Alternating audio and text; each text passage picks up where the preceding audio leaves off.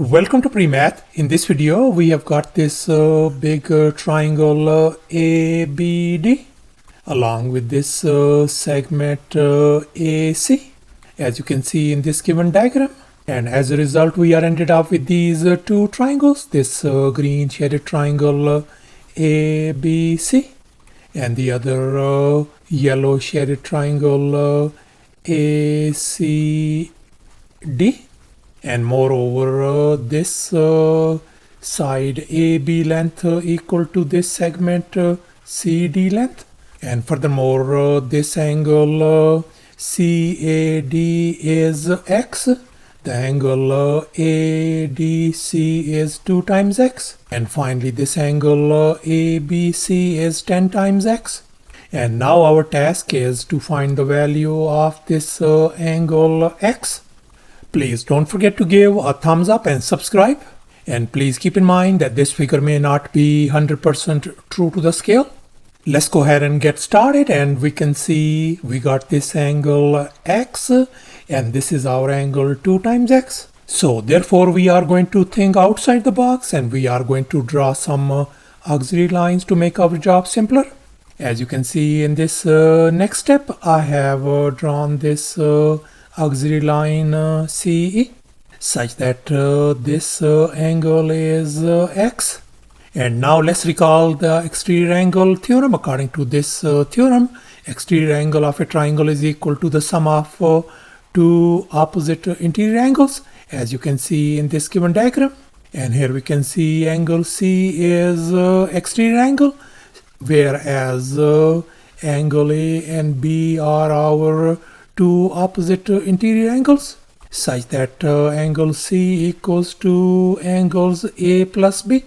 And here we can see this is our exterior angle, and that's going to be equal to the sum of these two opposite interior angles. So therefore this exterior angle turns out to be 2 times X. And now let's recall once again this very same exterior angle theorem. And we are going to apply on this triangle CDE. And here we can see this whole angle is going to be our exterior angle, and that is going to be equal to the sum of these two opposite interior angles. 2x and 2x is going to give us 4 times x. So thus how this angle BCE turns out to be 4 times x. And now let's make an observation. We can see that this angle is 4 times x, whereas this tiny angle is x. So therefore this remaining angle has got to be 4x minus x is going to give us 3 times x. And now we are going to focus on this triangle CDE. And we can see this is our isosceles triangle, since this angle is 2 times x and this angle is 2 times x as well. They are congruent. So therefore we conclude that this side CD length has got to be this side CE length. And now we are going to focus on this other triangle ACE. And we can see this triangle is isosceles triangle as well, since this angle is x and this angle is x as well. They are congruent. So therefore we conclude that this side CE length has got to be equal to this side AE length. And now in this next step, I am going to connect this point B with this point E, as you can see in this next step. And as a result, we are ending up with this triangle ABE and this other triangle BCE. And now we are going to focus on this triangle ABE. And we can see that this is an isosceles triangle, since this side AB length equal to this side AE length. So therefore we conclude that this angle has got to be congruent to this angle. If I call this angle alpha, then this angle has got to be alpha as well. So thus our this angle is alpha and this angle is alpha as well. And moreover, I am going to label this remaining angle as our angle beta. And now let's recall the interior angle sum in a triangle is always 180 degrees. So therefore the sum of all these angles alpha plus x plus beta must be equal to 180 degrees.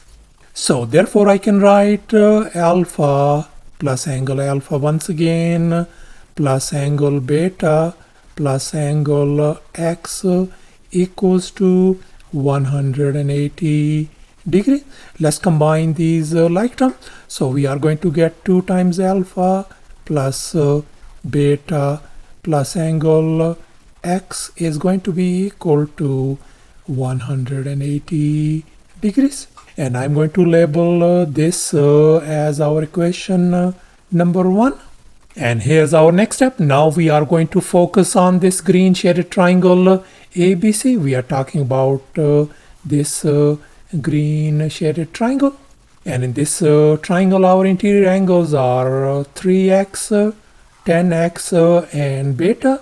And if we add these three interior angles, that must be equal to 180 degrees. So therefore, I can write down 3x plus 10x plus angle beta must be equal to 180 degrees.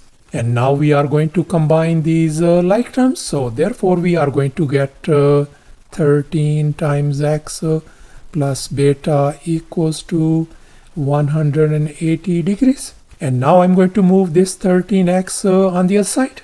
So therefore our angle beta is going to be equal to 180 degrees minus 13 times x. I'm going to label this one as our equation number 2.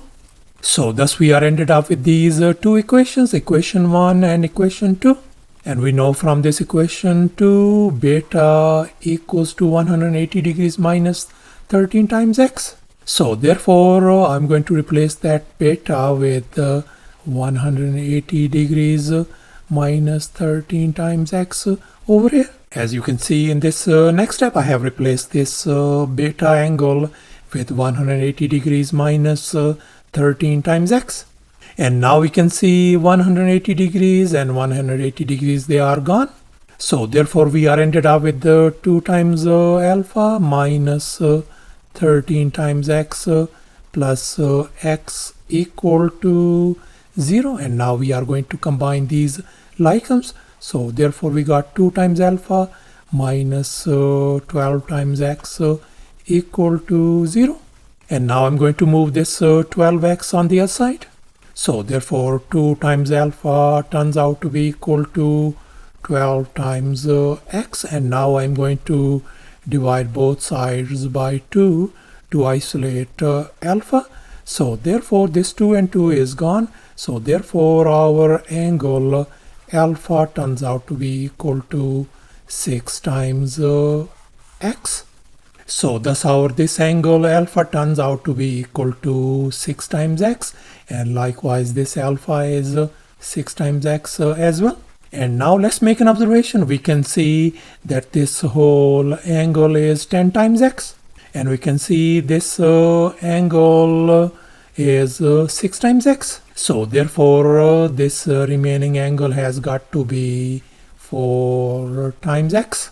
And now we are going to focus on this triangle BCE. We are talking about this triangle BCE. And we can see this is an isosceles triangle as well.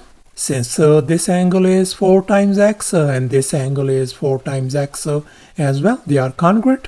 So therefore we conclude that this side CE length must be equal to this side BE length. And here's our final step. Now let's focus once again on this triangle ABE. And we can see that this triangle ABE is our equilateral triangle. Since this side length is congruent to this side length equals to this side length. So therefore we conclude that all its interior angles are going to be 60 degrees each.